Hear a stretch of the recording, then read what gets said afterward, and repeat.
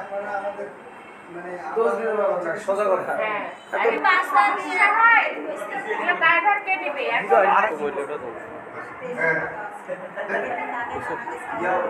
9 বছর হল বিয়ে হবা, কোনো বাচ্চা কাচ্চা নাই। চিকিৎসা করি আল্লাহ দিচ্ছি বাচ্চা। 3টে বাচ্চা হওয়ার পর আমরা খুশি।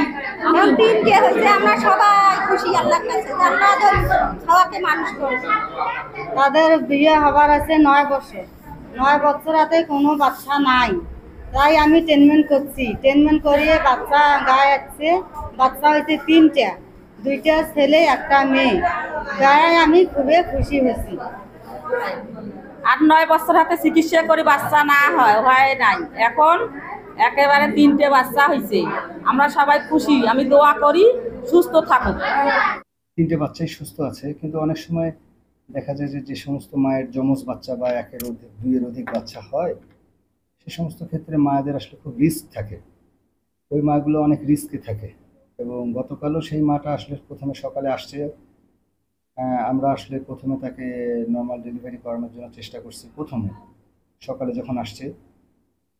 পরবর্তীতে যখন আমরা অপারেশন থিয়েটারেও নিছি, কিন্তু আবার তাকে নামাই দিছি।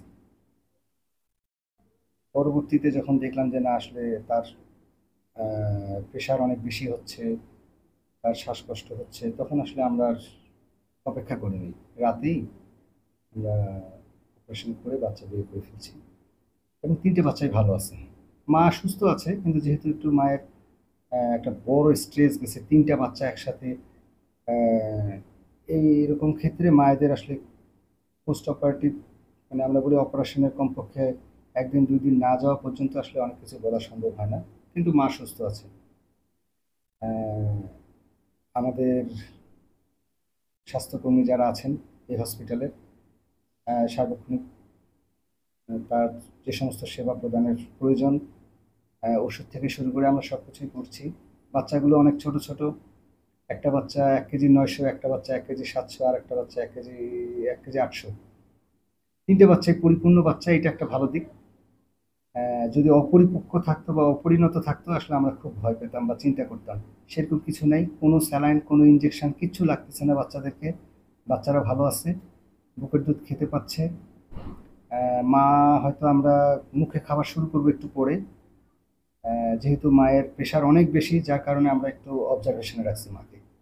এবং এটা একটা বড় একটা খুশির খবর যে একটা মা দীর্ঘ 9 বছর অনেক চিকিৎসা করছে সে, কিন্তু এই চিকিৎসাগুলো হচ্ছে একটু ধৈর্য ধরে করতে হয়। সেক্ষেত্রে মা মানে ধৈর্য ধরে যে চিকিৎসা করছে এতদিন ধরে বাচ্চার জন্য, সেই মা আসলে খুশি। এবং আমরাও খুশি চিকিৎসক হিসেবে। আমাদের যে একটা মানে শান্তির জায়গা, সেটা হচ্ছে যে একটা মাকে সুস্থ, বাচ্চাগুলো সুস্থভাবে দেয়া যাচ্ছে, এটা একটা বড় জিনিস।